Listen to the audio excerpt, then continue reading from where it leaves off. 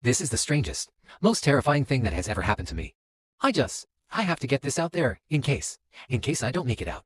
It was just a normal Tuesday. I was leaving my dentist's office on the 5th floor. Dr. Miller, you know, the one with the terrible dad jokes. I got into the empty elevator, the scent of antiseptic cleaner still clinging to the air. I pressed the button for the lobby. 1. The door slid shut with a soft whoosh.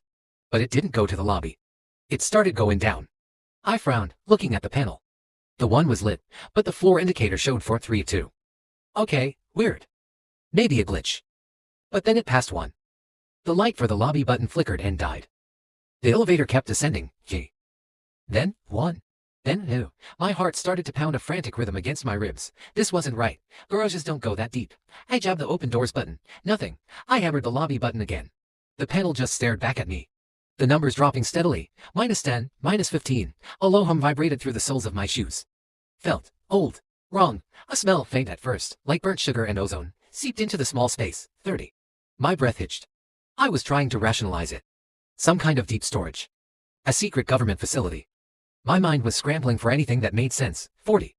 The air grew cold, prickling my skin with goosebumps. The humming got louder, deeper, resonating in my bones. Then, at -50, it stopped.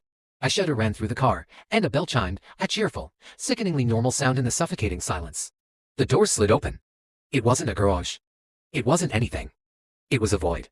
A vast, open space shrouded in a thick, swirling red fog that pulsed with a faint, sickly light. The air that rushed in was freezing and smelled of sulfur and rot. And the sounds, a cacophony of wet clicks, low growls, and something that sounded like nails dragging across concrete. I was paralyzed, clutching the handrail. Vague shapes darted through the crimson mist, things that were too tall, too thin. Things that scuttled onto many legs. My mind refused to process what I was seeing. Then, a figure stumbled out of the fog, closer than the others. It looked familiar. It was wearing a blue raincoat, the same one my best friend Sarah wore last week when we went for coffee. Sarah, I whispered, my voice trembling. The figures had snapped towards me. The face was pale and gaunt, the eyes wide and entirely black. But it was her. It was Sarah's face. A horrifying, broken grin stretched across her lips, and she let out a gurgling shriek. She lunged, her fingers curled into claws. I screamed.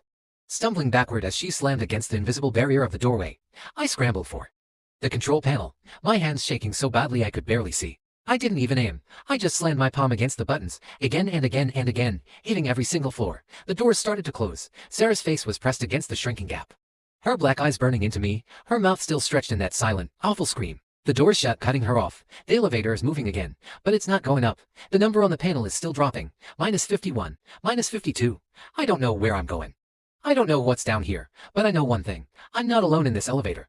I can hear breathing in the corner, and it's not mine.